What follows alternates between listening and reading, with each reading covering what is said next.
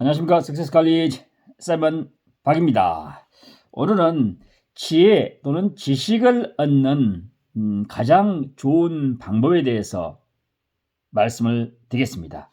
지혜를 얻는 법, 지식을 얻는 법, 가장 좋은 뭐랄까요? 게이트랄까, 문 또는 통로에 대해서 말씀을 드리겠습니다. 제가 오늘 크리스마스는 날이죠. 메리 크리스마스입니다. 메리 크리스마스. 성탄절입니다. 여러분들 축복 받으세요. 제가 어제 크리스마스 전날 서울 중앙교보문고인가요? 교보문고에 갔습니다. 광화문에 있는 교보문고 갔는데 제가 깜짝 놀랐습니다. 대한민국 사람들이 책을 참 많이 읽구나. 특히 서울 사람들이, 서울에 사신 분들이 책을 많이 읽구나, 그걸 느꼈습니다. 저도 어제 부인, 딸, 저하고 동생하고 갔는데, 원래 딸이 책 한 권 사겠다 해서 갔는데 엉겹결에 사다 보니까 책을 16권을 사고 말았습니다. 제가 5권 사고요, 부인이 4권, 동생이 5권, 딸이 1권에서 샀습니다. 제가 어제 산 책 중 하나가 일본 책이죠. 나제 이웃유나 히토호도 세이초가 도마르노까, 이 책이 하나 있고요. 그 다음에 우리의 그 월드컵 영웅 손흥민 아버님께서 쓰셨던 모든 것은 기본에서 시작한다, 이 책 제가 어제 사서 한 지금 70페이지까지 읽었습니다. 좀 이따 읽겠습니다. 그 다음에 제가 좋아하는 책 중에서 제가 공부하는 언어 중에서 러시아어, 지금 중급 정도 되는 건데요, 러시아 책 하나 샀고요. 또 러시아의 캠퍼스 러시아의 그 연대 노후과 교수님이 편집하신 책인데, 오래된 책인데 녹음이 좋아서 하나 샀습니다. 이 책은 제가 제주도에 갖고 있는데 또 한 권 필요해서, 서울에서 필요해서 한 권 샀습니다.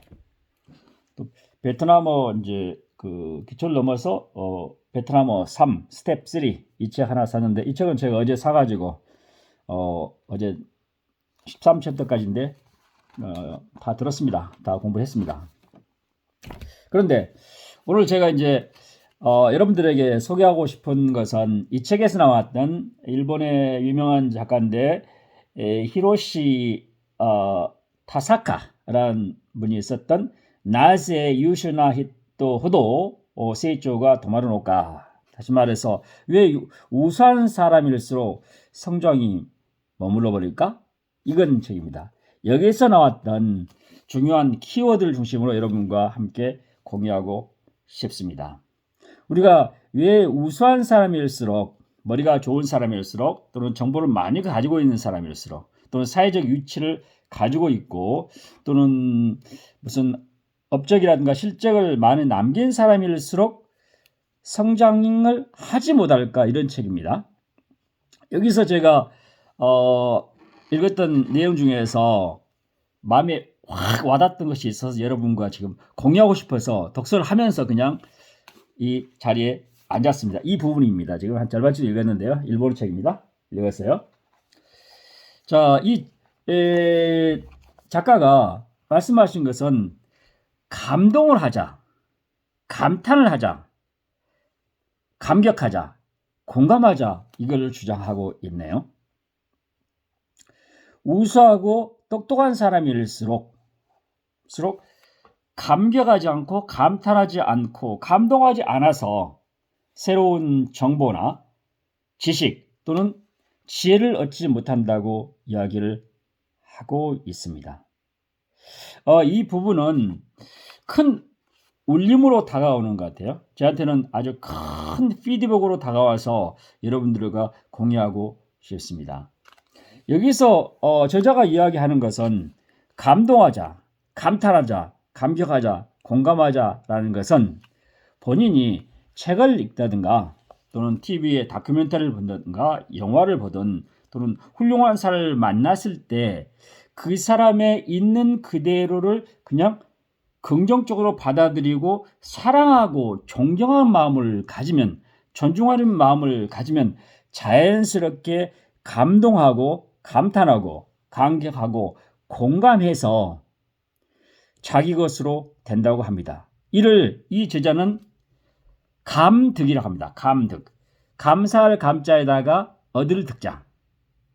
그런데 많은 사람들이 이 단계를 무시하고 단순하게 열심히 다른 사람한테 배우는 습득하는 것 또는 수득이라고 하나요? 어려운 것을 반복적으로 열심히 해서 자기가 몸에 갖추려고 하는 것, 체득. 이 정도 수준인 경우에는 최고 레벨이라든가 전문가 레벨 또는 대가 레벨에 오를 수 없다고 이야기를 하고 있습니다. 이 부분은 좀 철학적인 면이랄까요? 조금 심의한 면이 있는데 저는 이 책에서 얻었던 지혜 중에서 가장 중요한 단어 같아요. 심득. 아니 감득입니다. 감득. 간덕구라고 일본어로 되어 있어요. 감덕구.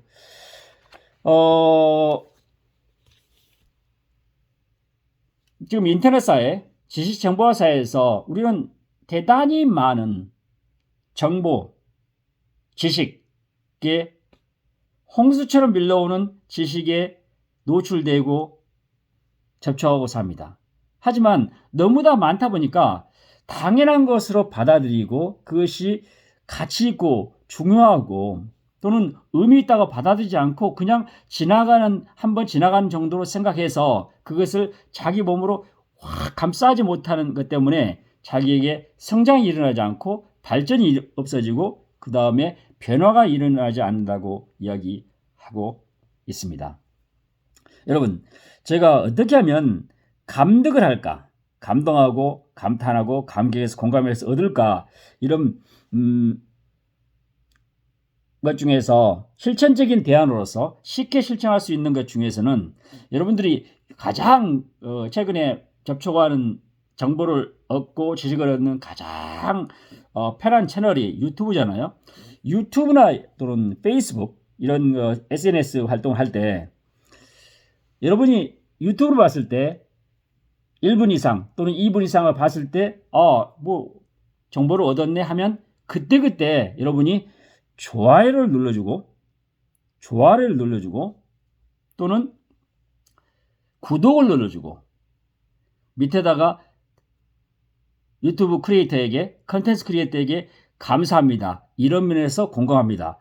사랑합니다. 존경합니다. 이런 표현을 자주 써주신다든가 또는 그 유튜브를 듣고 나서 그 유튜브를 듣는 내용이 여러분들이 마음에 들었으면 여러분 나름대로 요약을 해서 한국어로든 영어거든 뭐 일본어든 중국어가 아니라 여러분이 알고 있는 언어로 써줘서 다른 사람에게 함께 공유하게 하는 그런 마음이 감득인 것 같아요.